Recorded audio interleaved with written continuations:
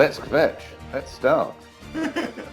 Ladies and gentlemen, I am so excited to be interviewing the one and only Nick Ferrari. Nick, how are you doing? I'm very well, Rabbi. How are you coping with lockdown? What's been your biggest challenge? Well, I've had a very busy few months. I myself had coronavirus at the beginning, and then thank God I recovered. Yes. And then I had a baby on the same day as Boris, so I've got a lot in common with the Prime Minister. But thank God I'm doing great. Right, okay. Now, of course, Rabbi, we're not sure how many children Boris has dotted around London. I assume that's where the similarity ends, or are you about to shock your flock or parishioners or whatever they're called, your faithful? I'm not sure what it would be. Well, the United Synagogue did put out a tweet comparing myself to Boris, who I think is a fabulous leader. Kanai I have 5 children. I have no idea about Boris's private life, but we are very excited to have a new Golker in the family.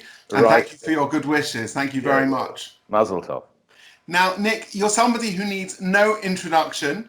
You have 1.3 million people listening to you every morning. That must give you some indigestion as you knock down your Cocoa Pops.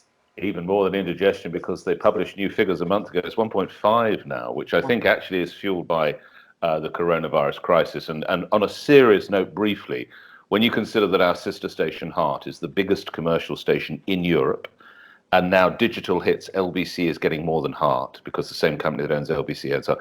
It is a phenomenal time. As for indigestion, no, I find that the best way really to start the day is a cold shower, some physical exercise, and a Bible class on the roof of the building. And it's left to my staff to collect my breakfast. And if it's of any interest to you, during the 8 o'clock news, I wolf down 2 fried eggs, a little bit of smoked salmon, and a cup of coffee. And by the time we come out of travel at 8:04 or whatever it is, I'm done. Which doesn't actually sit very well with Jewish people, because I know from the fantastic hospitality I have that effectively Jewish people live for food. Not so much the wine, the food.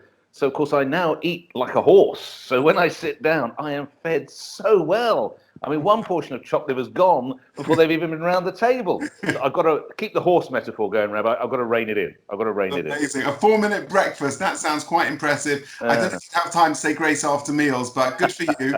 And I'll leave you to do that for me, Rabbi. You can say grace. I'll have you in mind. So as I mentioned to you, over the last 2 months of lockdown, I've been privileged to interview nearly 50 people, from chief rabbis to celebrities to famous people, from Natan Sharansky and everyone and anyone in between. It's been a real privilege. And my main aspiration has been to try and raise people's spirits, keeping people feeling positive and enjoying something to listen to for the many congregants that I have who are isolated. If I could ask you, looking back as a serious interviewer, who has been the most fascinating and inspiring person before today that you've ever interviewed? Oh, goodness me. There've been a number. I think the people who are the most interesting are the ones who've had a great deal of life experience. So although I've never interviewed him because I've worked for him, but it is fascinating to spend time around someone like Rupert Murdoch because of the life that he has led and the people that he's known. Equally, and I've been fortunate enough to interview Bill Clinton. Again, although he had a rather checkered background, again, because of his life experience, a fascinating person to interview. But you know what? I'm asked this quite a lot. Who's the best person I've ever interviewed? And actually, it comes down to the people who make my show. And very much, and I've told this story many, many times. Well, there are 2 stories. I remember once I was interviewing David Cameron. He was taking calls.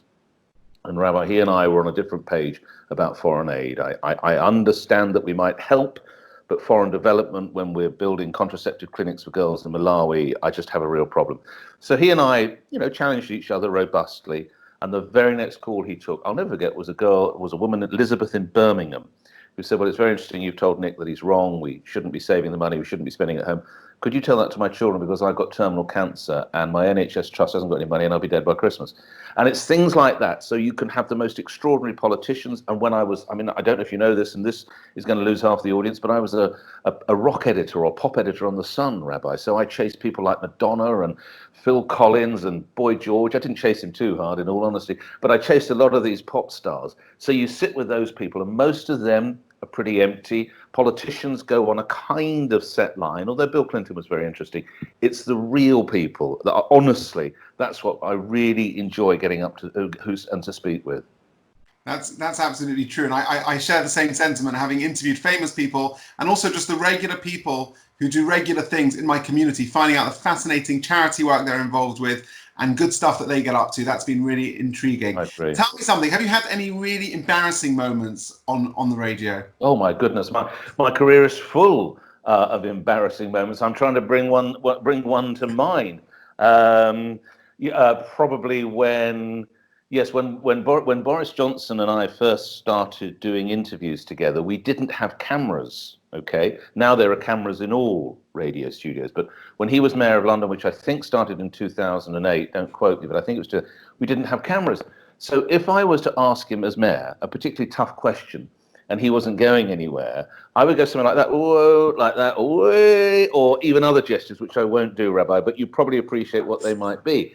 And likewise, if I was getting something wrong, he would do the same to me.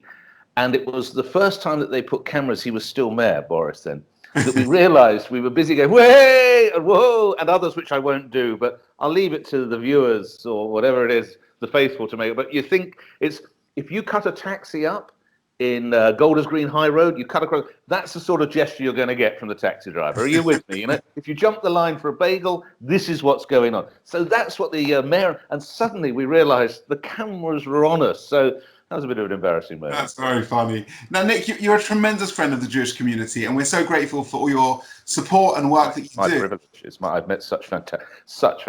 Let me tell you, Rabbi, the privilege is totally mine. This is not a one-way street, but do go on. How did you first get connected with the Jewish community? Gerald Ronson, and worked for CST. And someone dropped out at the last minute to interview Mr. Ronson at a fundraiser for CST. So he contacted me through a mutual friend at one of the newspapers. And he, well, of course, a request from Gerald Ronson is really more instruction, let's be honest about it. But he said, could you help? And I remember being at school with a couple of Jewish lads, and I could never quite work out why it was that people seemed to take against them before they met them. And I'll be honest with you, I think, and don't take offense, I think Jewish people are natural-born storytellers. They're drawn to speech radio. They like to hear stories. You are great stories. If you go to a city like New York, where there's a massive, high percentage, I should say, of Jewish folk, it's no surprise that speech radio does so well in a city like New York because there are so many Jewish people consuming it. So I noticed that I was getting it, and I thought, well, these are great people. I need to learn a bit more. Here's an opportunity. And you know, Gerald, I count as a personal friend. He's been to my home. I've been to his home. I think he's a tremendous bloke. And through him, you know, I've met others, and I've been very proud and very fortunate to do all sorts of charity work, including, of course, our mutual friend, which is why you got me today, because I get a lot of requests. But when Mayor Plancy tells me to do something, because he's got the negatives of me eating pork sausages, I That's you, not Mayor. That's you, not Mayor. No, that's me. That's me. Oh my God, no, please, no. No, of course he hasn't. He's a great bloke, and he wouldn't do that. But no, so people like Mayor, I mean, these are just, to use an Americanism, these are great people. You know, it's very inspiring to see the work that you did, particularly raising awareness with the inquiry to anti-Semitism in the Labour Party. We have a member of our congregation, Gideon Falter, who started campaign against anti-Semitism, and he speaks really highly about you in your fight for what was a very important issue. We see right now what's going on in the world in terms of anti-Semitism and extending to hatred and racism and bigotry, things that are happening in the USA. It's all very frightening, and I wonder what your comments are with Sadiq Khan announcing today his idea of setting up a body to review national monuments. What's your view of that?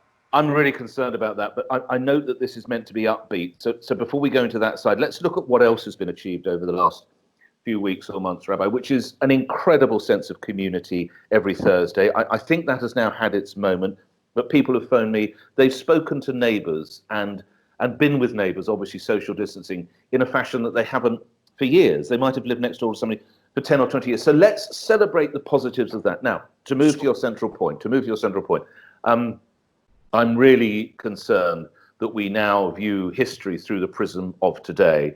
It can't possibly work. I understand the anger there was over the statue in Bristol. I think it actually falls to the mayor there to have taken action earlier. I don't agree with statues being toppled. I'm very concerned. Sadiq Khan is, and this will be no surprise to regular listeners, he's the only mayor who won't talk to me. I mean, we've only had 3 in fairness, but even Ken Livingstone, and I appreciate, you know, he's had his moments with your community and has been quite rightly castigated for that.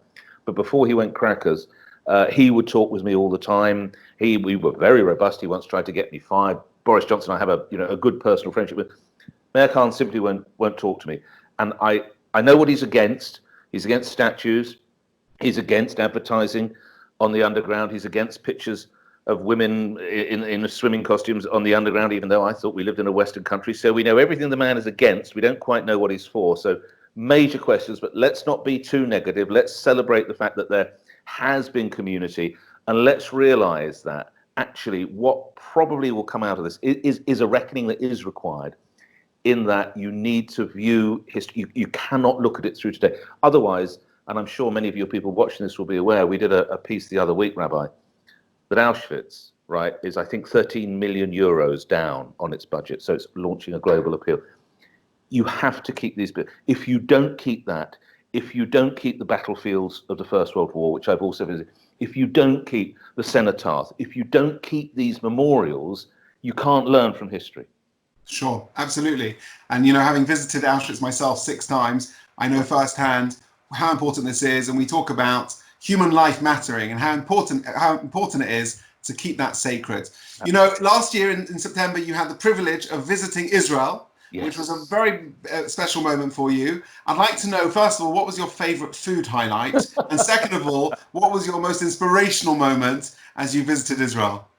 Jerusalem. I'll answer those in reverse order.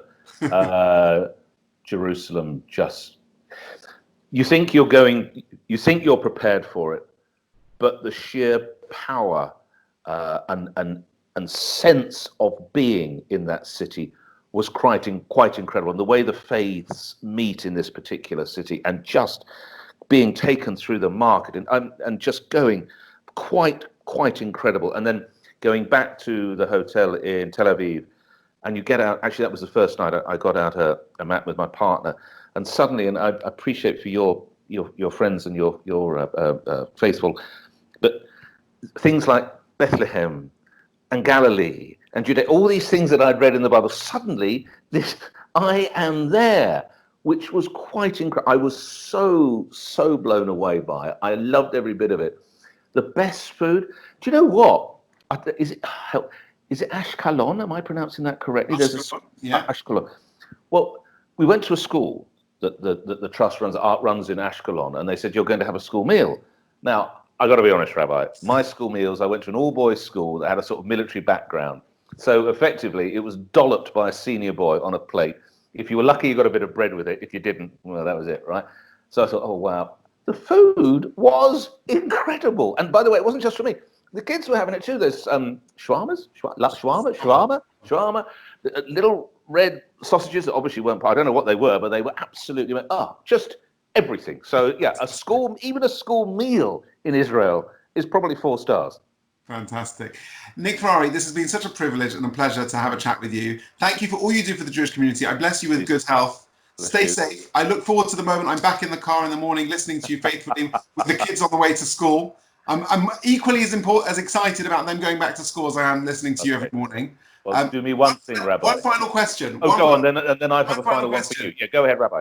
How do you get up so early every morning? I know some of my congregants struggle with getting up for the prayers every morning, but you've got to be on air at 7 a.m. Yeah, I'm in a lot of debt.